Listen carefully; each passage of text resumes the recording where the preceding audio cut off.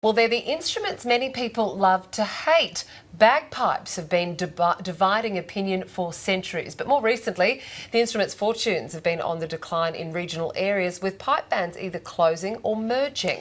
Well, one young man on the mid-north coast of New South Wales is defying the trend, embracing the bagpipes and setting about perfecting his technique. 2 years ago, Tom Freeman picked up the bagpipes for the first time. I found myself watching YouTube videos with a silly grin and getting tingles down my spine when I heard the bagpipes. His newfound love of the instrument didn't go down all that well with his housemate.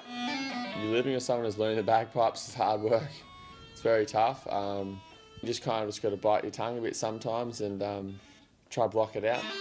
And it wasn't just his housemate having to cope. Tom and his pipes are a familiar sight at the lighthouse and supermarket at Port Macquarie. And the distinctive music has grown on his neighbours.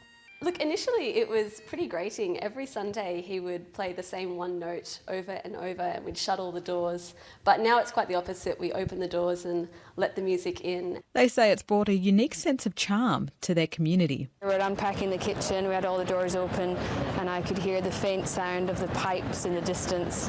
I got goosebumps, a tear in my eye and said to my husband, "We've come home, I can hear the pipes." It's estimated Australia now has 1,000 fewer people playing the bagpipes than 25 years ago. The decline has been most acute for country pipe bands in areas with an ageing population. And that has meant that, unfortunately, some of our bands have not been as sustainable and some have therefore either gone into recess, amalgamated with nearby bands or, in fact, disbanded. Tom is 29, but the average age in his band is over 50. I'm just a guy trying to learn the bagpipes, and if a young kid comes up to me and says, "I'd like to learn," then that's all I could ask for. That'd be a great thing. A humble man with a simple mission. Carla Mascarenas, ABC News, Port Macquarie.